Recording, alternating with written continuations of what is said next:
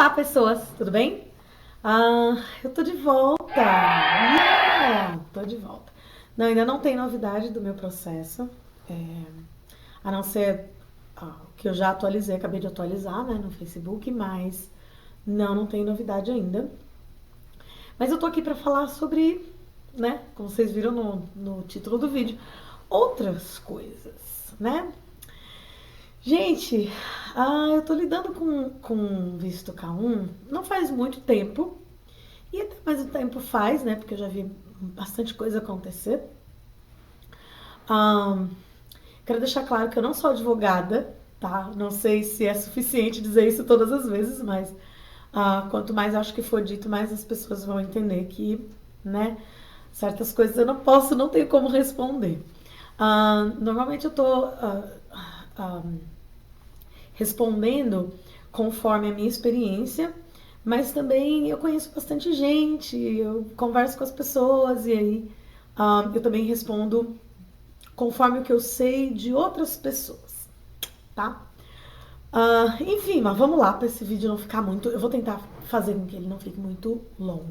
Tem bastante coisa para falar, bem interessante. Então, eu separei em itens, eu vou ficar olhando de vez em quando para baixo, porque sempre tem que ter uma colinha, né? É muito estranho.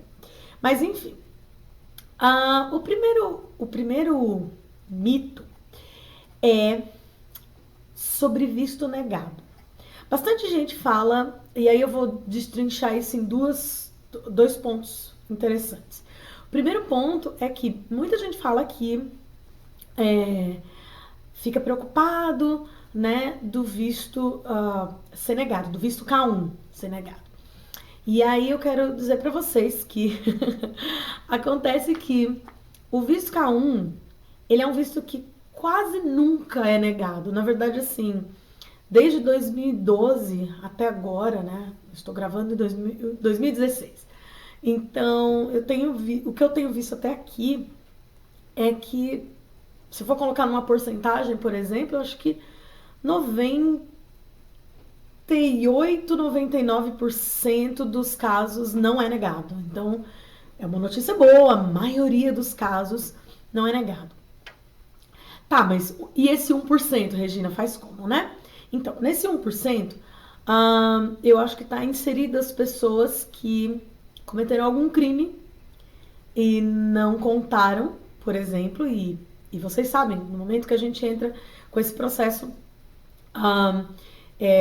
tanto é checado pela Polícia Federal, os nossos antecedentes criminais, Polícia Federal, Estado, essas coisas, e também o FBI, né? Sim, porque o FBI vai checar o marido, o noivo, né, que seja o namorado, vai checar, ou namorada, que for a parte americana, e vai checar a parte brasileira também, tá? Então, é interessante que as pessoas prestem atenção, lembrem que não se pode mentir para o governo, porque eles descobrem e é bem pior. Enfim, tem algumas histórias que eu já ouvi sobre isso e realmente crianças não mintam. Bom, e existe eu não sei tudo, tá, pessoas, porque realmente não foi esse o meu, não foi esse o meu caso, mas assim, eu posso, assim, simplesmente indicar para vocês, caso você tenha cometido um crime, e sim, tá incluído na lista de crimes, não só o que é crime, o que é considerado crime no Brasil, mas o que é considerado crime nos Estados Unidos também. E dentro do que é considerado crime nos Estados Unidos, sim, pessoas ficaram ilegal. É considerado crime aqui, então se você ficou ilegal, mas aí você encontrou o seu significant one, e vocês resolveram que vocês querem ficar juntos, para que você tire o visto, né? Se você voltou para o Brasil, para que você tire o visto, você precisa de um waiver, tá? Como eu disse, não foi meu caso, então eu não sei exatamente todas as coisas que você precisa fazer, mas no site do USCIS, né, que é o www.uscis.gov, você vai ter todas as informações que você precisa. E aí eu vejo outras pessoas também, aí tem a segunda parte que é, muitas pessoas falam assim, ai, mas eu tirei visto de turista, aliás, eu tentei tirar visto de turista antes, ou então eu tentei tirar o visto de estudante, ou sei lá, eu tentei tirar qualquer outro visto e foi negado. E eu estou com medo que meu K1 seja negado. Pessoas, um visto não tem nada a ver com o outro, tá? Que fique claro que o visto K1 e informações que tem no site, tá? Só se quiserem checar, tá lá, só dá uma olhada. Mas o visto K1, ele é um visto não imigrante, tá? Ele não é imigrante, por definição, mas é um visto que você tem intenção de imigrar quando você tira, porque quando você chega aqui nos Estados Unidos, você tem 90 dias para casar. Você precisa casar dentro desses 90 dias. Você veio para isso, tá? Então, não tem nada a ver com os outros vistos. Os outros vistos que se tira, eles não são imigrantes, tá? Nenhum é imigrante. Mesmo que o visto de trabalho você possa, de repente, se a empresa puder bancar o seu green card, que cada vez vai ficando sempre mais difícil, mas tem gente com quem isso acontece, obviamente, inclusive Facebook à vontade, olhem, tem bastante informação. Tem pessoas que conseguiram green card através disso e assistindo vários vídeos no YouTube, outras pessoas com outros tipos de visto também. Eu não vou citar o visto ou a pessoa, porque eu não tenho certeza agora, mas se você colocar lá green card, vai aparecer bastante coisa. Então, tendo seu visto sendo negado, né, o que você tentou antes, e você agora vai precisar tentar o K1, não se preocupe, porque um visto não tem nada a ver com o outro, tá? E aí isso eu posso dizer de experiência própria, porque eu tentei dois B1, B2, que é o visto de turista, pouco tempo antes da gente decidir entrar com K1, e deu tudo certo. Então, fiquem tranquilos, se não tem nenhum problema, podem aplicar. Se tiver algum problema, chequem e vejam como é que faz o processo do waiver. Façam o waiver antes para que vocês não tenham nenhum problema com o K1, tá? Esse é o primeiro item, gente, eu falo demais. Tá, mas aí o segundo. Aí eu pensei, né? Qual a diferença do K1 para os outros? Eu meio que já respondi, né? Ele é um visto, por definição, ele também é não imigrante, porém ele tem essa premissa da gente imigrar, porque simplesmente é um visto de noiva, ou de noivo, enfim. Significa que você vai casar quando você chegar nos Estados Unidos. E até aproveito e faço um gancho. Se você chegar aqui nos Estados Unidos e você não casar nos 90 dias, você tá ilegal, tá? Só pra lembrar, você tá ilegal. Se você chegar aqui e não casar nesses 90 dias e terminar com a pessoa, não sei, tá ilegal. Enfim, você pode ter entrado aqui com visto, mas se você não tá realizando as atividades que esse visto prevê, você vai estar ilegal, tá? Então, enfim, cuidado, hein, crianças. Bom, daí, quem que pode tirar esse tipo de visto? Quem será que pode? Então, todas as pessoas que não são casadas, que são solteiras ou divorciadas ou viúvas, e aí depende de cada pessoa, mas que podem legalmente se casar, tá? Primeira coisa, né? Então, assim, por exemplo, se você é casado no Brasil, né? Eu já tive um caso mais ou menos assim, a pessoa é casada no Brasil, e ela tem, assim, legalmente que eu digo, tá, gente? Mas a pessoa não tá mais com a outra pessoa, mas legalmente ela ainda é casada. E ela gostaria de casar nos Estados Unidos com outra pessoa, que essa pessoa está namorando, né? Pessoa 1, que é a pessoa do Brasil, está namorando com a pessoa 2 nos Estados Unidos, mas ainda está casada com a pessoa 3 no Brasil. Não sei se dá pra entender. Enfim, então, essa pessoa não pode se casar, tá? Não pode tirar o visto, porque precisa provar que não é casado, tá? Inclusive, mais tarde, você tem um pouco de complicação quando chega aqui nos Estados Unidos, se você não faz as coisas certas, e se você vem aqui, enfim, se você já tá aqui e tal, porque precisa divorciar, tá? Precisa divorciar, enfim.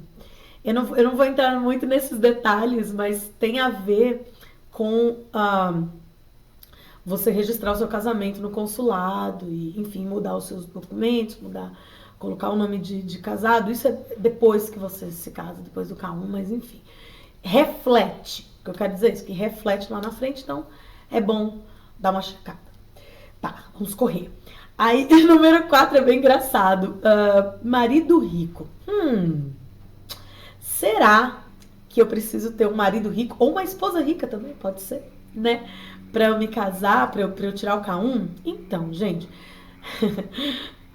se vocês forem no site, vocês vão ver no site do USCIS que existe um form, né, um documento, um formulário, não é bem um formulário não, na verdade é um documento mesmo, um arquivo, chamado Poverty Guideline, que é, sei lá, a tradução livre é uma linha de pobreza. Você vai dizer quanto que você ganha. E lá eles têm.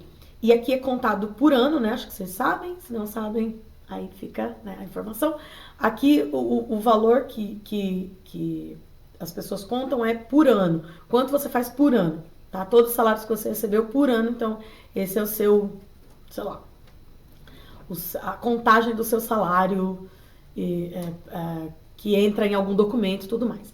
Então, se você faz uma quantidade X, então, por exemplo, você está dentro, vamos supor, não é esse o valor, tá? Mas só para vocês entenderem. Vamos supor que você faça $5.000 por ano, tá? Então, não é esse o valor, tá muito, muito para baixo. Tá muito para baixo. Só para dar um exemplo. Então, vamos supor que você faz $5.000 e esse é o mínimo para você sustentar só você. Para você se casar, você precisa fazer um pouco mais do que isso. Você entende? Então, mas eles têm lá no formulário, tá tudo explicadinho, bonitinho, tem os valores absolutos, tem tudo certinho, dizendo, se você tiver que sustentar você, só você, é um valor. Se for você e uma outra pessoa, né? Por exemplo, no caso, só mais uma pessoa, né? O seu respectivo ou a sua respectiva. Então, tem o valor. Se é a pessoa que você está trazendo e mais uma criança, mais duas, mais três, ou mais a mãe dela, não sei, que seja. Então ele vai mostrando a linha de quantas pessoas tem que, o valor que precisa ser feito por ano para sustentar aquelas pessoas. Claro que se você não consegue, você pode ter um outro sponsor ou um co-sponsor, né, que a gente fala bastante, porque para cá para os Estados Unidos, para todos os vistos você precisa de sponsor, tá? Eu não vou me alongar muito nisso, mas é mais ou menos isso. Caso vocês tenham dúvida, deixem nos comentários, eu posso tentar fazer um outro vídeo explicando melhor esses outros pormenores. Mas, para o visto K1 especificamente, tem isso, entendeu? Óbvio que para os outros também, mas como eu tô falando do K1, então, enfim, estamos falando do K1. Então, o que acontece? Você precisa ter esse valor que a pessoa, o americano ou a americana aqui nos Estados Unidos precisa fazer para que possa sustentar essas pessoas. Então, a pessoa precisa ser rica? Não. Meu marido é pobre, inclusive, pessoas.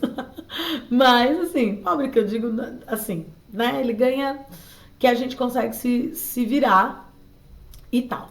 Mas, sei lá, se a pessoa que você conseguir encontrar for rica, né? Melhor pra você, que bom. Mas não precisa, tá? Isso é um mito. Não tem que ser rico, não. Pra ter calma, tá? Pra fazer o calma, pra aplicar. Daí, é fácil tirar esse visto? Então, depende do que você considera fácil, né? E rápido também. Depende de muitas coisas, tem muitas variáveis, é óbvio. Eu não sei, eu acho assim que o que é difícil é a espera, é o tempo que você vai ficar sem a pessoa, que você vai ficar longe da pessoa. Por exemplo, se você for que nem eu, que na minha época eu não tinha visto de turista para os Estados Unidos, então eu não podia vir aqui para passar um tempo com ele e esperar todo o processo, entendeu? Então, enfim, mas, né, defina difícil, né? Defina fácil. Sei lá, se você seguir direitinho as instruções do site, não é difícil. Você vai conseguir fazer. Mas eu não falo inglês. horas. A pessoa que está aplicando para você, para o processo, ela tem que falar inglês, porque, gente, ela precisa ser americana. E americana, quando eu digo, é cidadão ou cidadã americano, né? Cidadão americano, cidadã americana. Essa pessoa precisa ser para poder aplicar para você. Então, assim, essa pessoa tem que falar inglês. Porque para você ser cidadão, vamos supor que você venha de outro país e venha para cá e mora aqui, aí sendo cidadão, você precisa ter feito uma entrevista em inglês, enfim, tem, né, jurar bandeira, tem todo um processo, né, morar aqui há pelo menos 3 anos, mas normalmente para as pessoas que vêm com outro tipo de visto, 5. Enfim, tem mais tempo. Tem pessoas que é mais tempo, enfim, eu não vou nem dizer muito, mas assim, é basicamente isso. Então, né? Relativo.